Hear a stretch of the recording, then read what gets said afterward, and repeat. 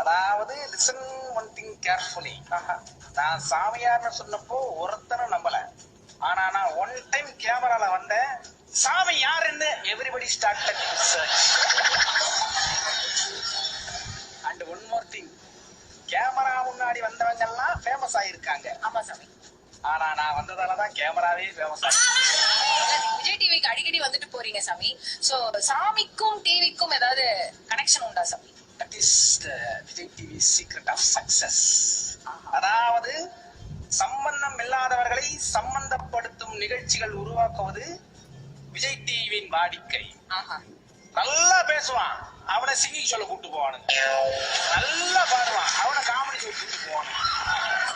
நல்லா காமெடி பண்ணுவான், அவனை குக்கிங் ஷோ கூட்டு போவானுங்க.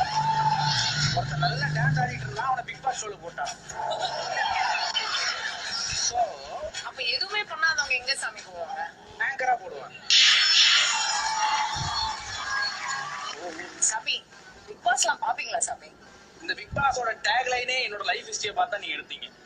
ஓடவும் முடியாது, ஒளியவும் முடியாது. நான் ஒரு சில சொல்லி அப்படியே இருந்திருப்பேன் இல்லடா. என்னைய போய் அடி அடி அடின்னு அடிச்சா நான் என்னதான் பண்ணுவேன்?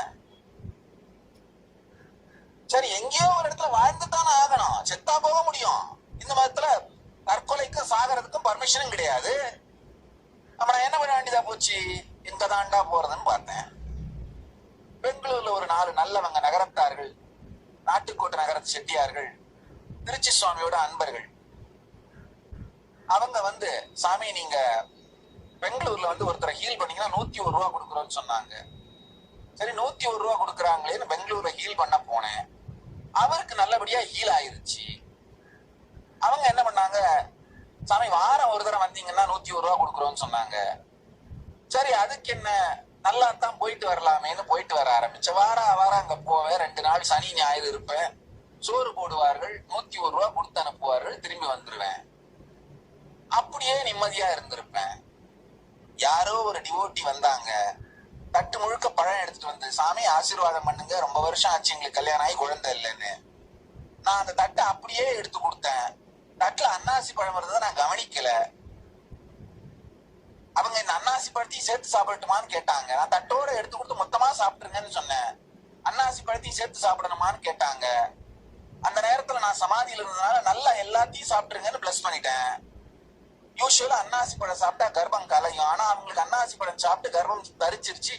நல்லபடியா அவங்க குழந்தையும் பிறந்துருச்சு.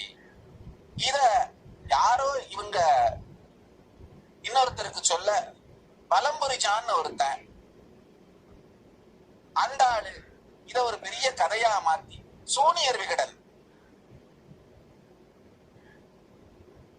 அவனுக்கு போய் சொல்ல முதல்ல ஆர்டிகல் ஆரம்பிச்சாங்க. அன்னாசி பழ கர்ப்பம் 2003. அன்னாசி பழம் கொடுத்து ஒருத்தருக்கு கர்ப்பம் தரித்து குழந்தை பிறந்தால் அது ஏதாவது தவறு இருக்கிறதா? எனக்கு ஒண்ணுமே புரியல. இதுல தப்பு ஒண்ணு இருக்கிற மாதிரியே தெரியலையேப்பா. ஆனா அதை ஒரு பெரிய ஆர்டிக்கல் ஆக்கி அவங்க பண்ண கூத்து, அவதூறு பண்றதுக்கு. ஆனா என்ன ஆச்சுன்னா, திடீர்னு மறுநாள்ல இருந்து 300 பேர் லைனா அன்னாசி பழத்தோட நிக்க ஆரம்பிச்சுட்டாங்க.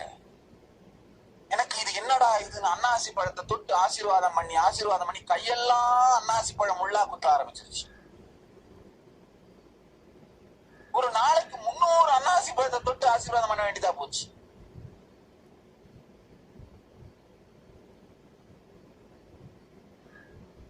அதுக்கப்புறம் அந்த பக்தர்கள் என்ன பண்ணாங்க, சாமி நீங்க வாரத்துக்கு சனி ஞாயிறு வந்துட்டு போயிடும், நாங்க 101 ரூபா கொடுக்கறதுக்கு பதிலா நீங்க இங்கேயே வந்துருங்க, மாசம் முழுக்க எல்லாருக்கும் ஹீல் பண்ணுங்க, நாங்க 1001 ரூபாயா கொடுத்துறோம்னு சொன்னாங்க. அதுக்கு போய் என்ன, சரி வர்றேன், சோறும் போடுறாங்க, 1001 ரூபாயும் கொடுக்குறாங்க மாசம். அதுக்கு மேல நமக்கு என்ன வேணும்னு செட்டி வைட்டு 1001 ரூபா கூலிக்கு பொட்டி அடி பையனா நான் பெங்களூர் போனவங்கய்யா. என்ன ஸ்பிரிச்சுவல் பொட்டி அடி பையன், அவ்வளவுதாங்க ஐயா. செட்டியார் வீட்டுக்கு பொட்டியடி பையனா இருந்ததை நான் பெருமையாக கருதுகிறேன், பெருமையாக சொல்லுகிறேன்.